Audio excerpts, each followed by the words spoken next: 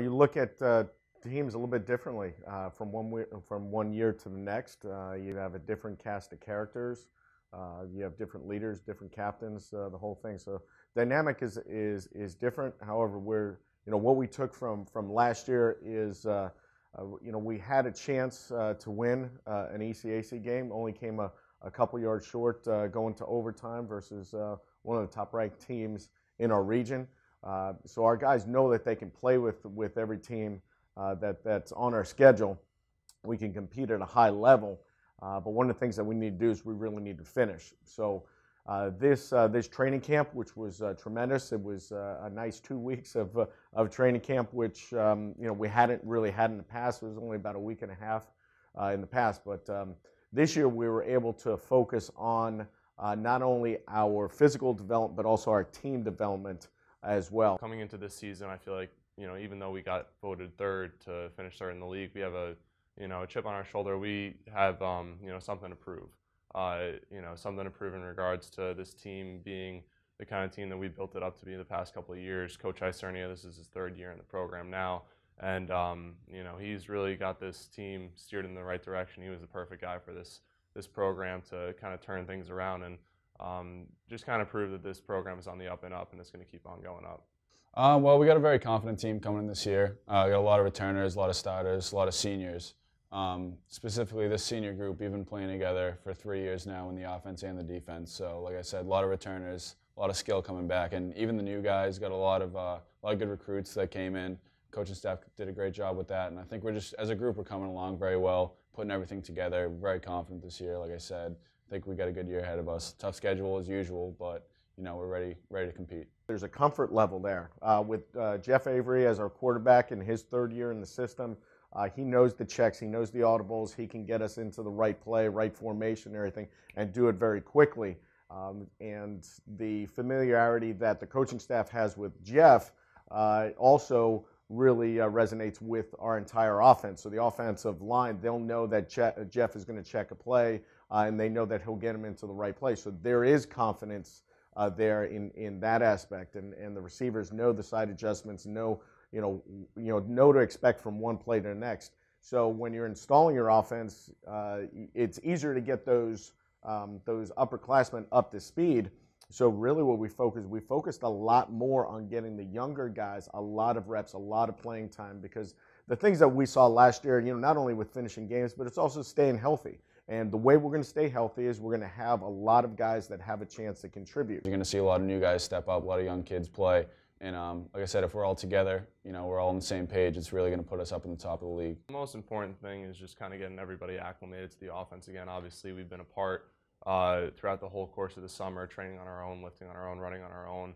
So just kind of getting all the timing down with all of our offensive packages, the defense kind of getting used to all their checks and motions and formations and everything that they need to get shirt up on, and also to gauge the freshman class to see who's going to be the players that could step up and perform for us right away, which kids have potential, and which kids try to figure out which kids were the right kids that we brought into the program. Well, the whole defense in a whole is working really hard, doing really well in camp. Our D-line especially is really coming on strong. That's where I see the most, since I'm playing on the D-line.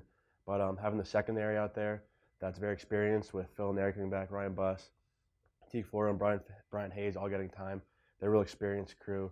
And then linebackers, Mark Ryan, Alex Arenich, they both have been there, done that. So we have a very experienced and veteran squad coming back. I think overall the defense is pretty strong. Look at the guys in the back end that are making the coverage checks. Ryan Buss has been a starter for us for 3 years, and he knows the defense like the back of his hand, as well does Phil and Ira and Teague Florio, and they're bringing along Brian Hayes, who played a ton for us because of injuries last year. So we're real excited about that, bringing back Malik Joseph on the defensive line. That was a huge plus for us after coming off an injury from last year, and then we're really excited about our linebacker positions as well. So we have a lot of talent that's coming back on both sides of the football, and it's the time of the season right now where we're just chomping at the bit, getting ready to play. We think we know what we have. We think we know the type of team that we have, but really until you play that first game, you're really unsure. We have a terrific defense coming back. I mean, we lost some key players in Nick Burkowski, Colby Tragney, Chris Onsman, Andre Lucier, Connor Young. So, the list goes on of guys that we lost, but some underclassmen who come up as upperclassmen this year have really stepped up. I think the strength of our defense is in our front seven, but our defensive backfield is nothing to sleep on. We got some good athletes back there. I've been going against them every single day, and I like to think of us as one of the more elite passing attacks in the league, and they've been challenging us every single day. So I think that if we can, compete with each other at that kind of high level every single day, day in and day out, that, going against another opponent might be, a stroll in the park. Having Coach I here, he's really kind of put his mark on the program and set in stone, like, this is what we're doing, this is what we're about. So that's great to have him at the helm. But with all the coaches in and out, I mean, we kind of take it as a grain of salt and look at it as more of an opportunity to learn from different people as they come in. For me personally, the D-line, we lost the coach this year. I don't look at that as a bad thing because having a new coach come in, it's a different perspective on the position. You learn different techniques, different things about the game that you might not know from someone telling you this and someone else telling you that. So I think it's a blessing, and it'll help us to continue on and get better to where we were from where we were. The first year I was here, there were a lot of coaching problems, changes, things like that. And like you said, that consistency really means a lot to this program. And to see a coach that came in, made such a big change, bringing in the new classes, putting in a new system that everyone's on the same page with, definitely helps us a lot. Gets us through everything. The one thing that I have, I've learned through these last couple of years is the personality of the guys on our football team. And we have really a blue-collar mentality. We have a strong work ethic. I mean, you talk about these kids that are coming from high school. These are type A personalities. These are the alpha dogs that are on their football teams and alpha dogs in the classroom. So they've been getting it done at a high level on both ends of the spectrum.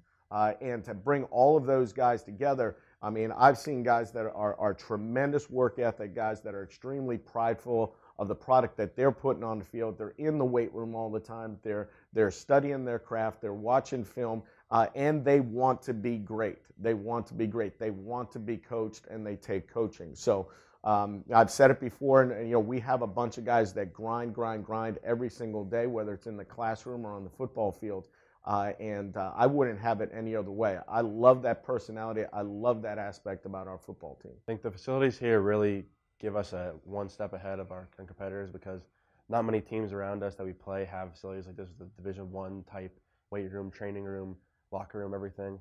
And then not only the physical stuff, but this year we're doing a lot of mental stuff.